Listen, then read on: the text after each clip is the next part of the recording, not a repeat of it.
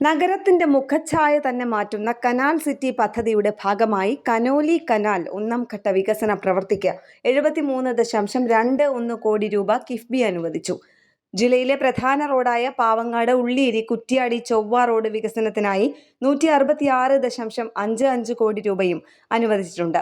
മുഖ്യമന്ത്രി പിണറായി വിജയന്റെ അധ്യക്ഷതയിൽ ചേർന്ന കിഫ്ബി ബോർഡ് യോഗത്തിലാണ് ഇവയുൾപ്പെടെ സംസ്ഥാനത്താകെ 689.45 കോടി രൂപയുടെ 14 പദ്ധതികൾക്ക് കൂടി അനുമതിയായത്.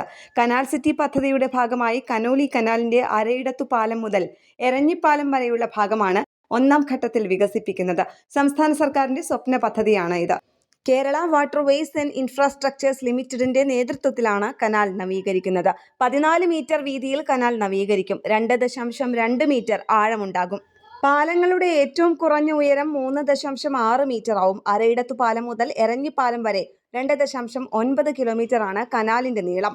സരോവരം ഭാഗത്ത് നേരത്തെ ചെളി നീക്കി ആഴം കൂട്ടിയിരുന്നു. അന്നവിടെ ചെറു ബോട്ട് ഓടിച്ച് നോക്കുകയും ചെയ്തു. ചെറിയ ബോട്ടുകളും ബാർജുമെല്ലാം പോകാൻ പറ്റുന്ന രീതിയിലാണ് നവീകരിക്കുകയെന്ന് അധികൃതർ പറഞ്ഞു. ഉടൻ ടെൻഡർ ഉൾപ്പെടെയുള്ള നടപടികളിലേക്ക് നീങ്ങും. കനാൽ വഴി ബോട്ടോടിക്കാനും ചരക്ക് ഗതാഗതത്തിനുമെല്ലാം വലിയ പദ്ധതിയാണ് കനാൽ സിറ്റി.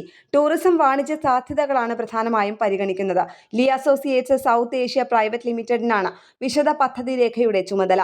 ഇതിന് അന്തിമ അനുമതിയായിട്ടില്ലെങ്കിലും ഈ ഭാഗം മാത്രം ആദ്യം ചെയ്യാനാണ് ഇപ്പോൾ തീരുമാനിച്ചത്.